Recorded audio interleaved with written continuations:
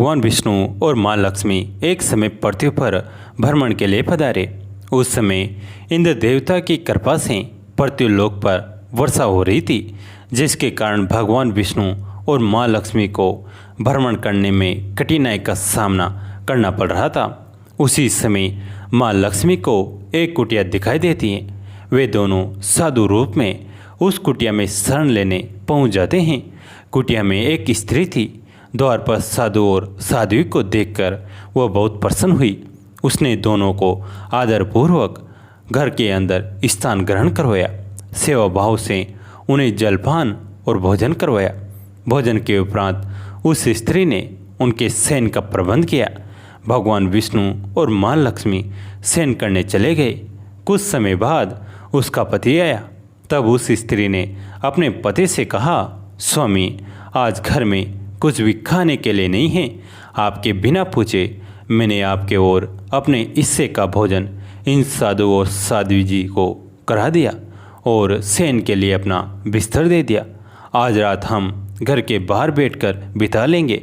उसके पति ने कहा, अतिथि का सम्मान कर तुमने बहुत अच्छा किया। चलो बाहर सोने चलते हैं, कहीं हमारे कारण इनकी नींद खराब न हो जाए। दोनों पति पत्नी रात भर बाहर एक स्थान पर बैठकर रात बिताने लगे। बाहर सभी स्थान पर वर्षा हो रही थी।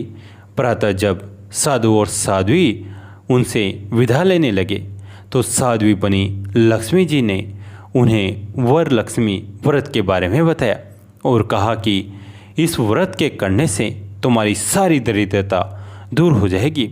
उनके बताए अनुसार उस स्त्री ने वह व्रत किया और उसकी कुटिया सुंदर महल बन गई। उसके साथ ही धन धान्य के ढेर लगे। यही व्रत उसने अपने गांव की सभी स्त्रियों को कहा। इस प्रकार सभी पर माँ लक्ष्मी की कृपा होने लगी। सुखवीर फौज में नया नया भर्ती हुआ। सुखवीर के घर में उसकी पत्नी राधिका और एक छोटी बहन थी, सपना। एक दिन राधिका ने सुखवीर से कहा, आपकी छुट्टियां खत्म होने वाली हैं। अपनी छोटी बहन सपना के लिए कोई अच्छा सा लड़का देखकर इसकी शादी पक्की कर देते तो अच्छा रहता। यह सुनकर सुखवीर बोला, उसके लिए मैं अपनी मौसी से बात कर चुका हूँ। वो एक लड़का बता रही हैं। कल हम उसे देखने चलेंगे। सब सही रहा तो इसी साल सपना की शादी कर देंगे। तब तक मैं कुछ पैसा भी जोड़ लूँगा।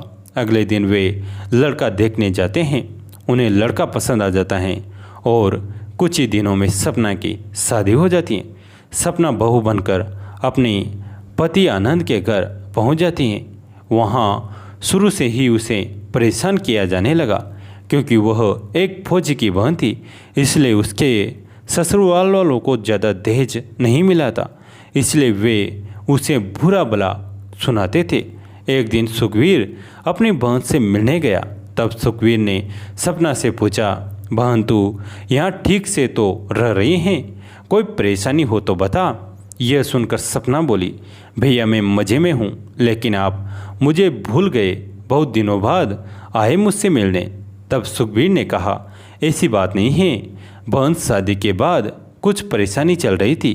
कर्ज भी तो लिया था तेरी शादी पर, और फिर तेरे घर खाली हाथ कैसे आता, इसलिए इतने दिन बाद आया हूँ।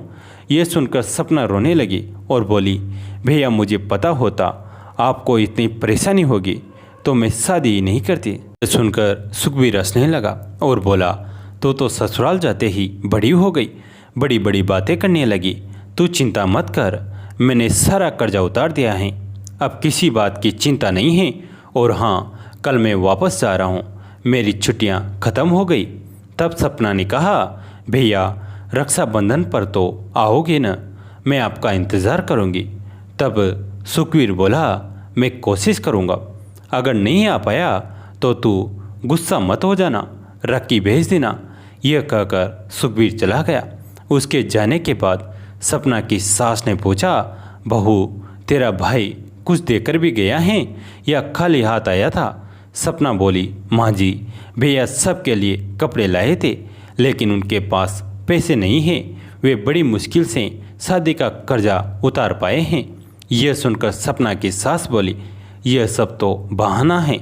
सुन, अगर रक्षाबंधन पर तेरा भाई हाँ ने कहे तो उसे कह देना, या तो 10,000 रुपये लेकर आए, वरना भूल कर भी राखी बंधवाने नहीं आए।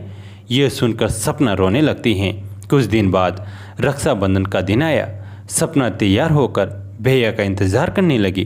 दोपहर को सपना के गांव का एक लड़का सपना के ससुराल पहुंचा और बोला, सपना, तुम्हारे भैया आने वाले हैं, तुम्हारी भाभी चाहती हैं तब जब वे आए तो तुम घर पर रहो, इसलिए मैं तुम्हें लेने आया हूँ।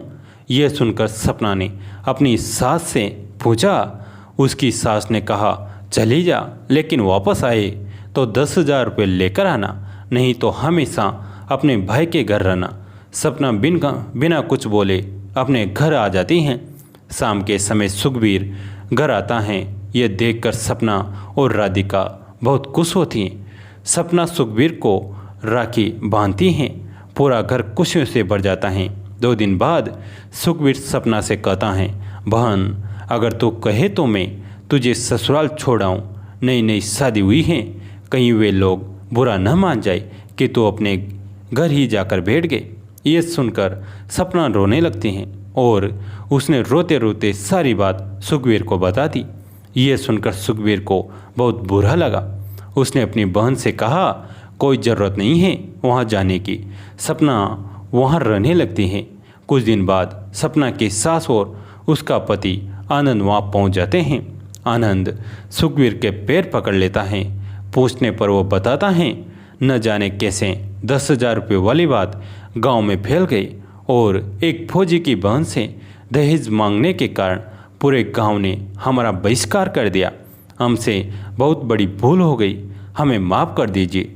तभी सपना की सास बोली, बेटी, मुझे माफ़ कर दे, पैसों के लालच ने हमें अंधा बना दिया।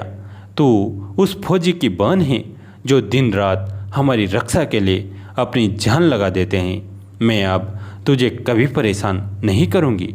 यह सुनकर सुखबीर बहुत खुश होता है और अपनी बहन को खुशी खुशी विदा कर देता है। मित्रों, कैसी लगी ये कहानी? अगर अच्छी लगी तो लाइक करें, अपने दोस्तों के साथ, फैमिली के साथ शेयर जरूर करें और अपने भाई बंधुओं को अच्छे से राखी बांधकर राखी का त्यौहार अच्छे से मनाएं। मित्रों, अगर ऐसी ही धार्मिक और प्रेम भरी कहानियाँ सुनना पसंद है आपको तो हमारे चैनल को सब्सक्राइब जरूर करें। धन्यवाद।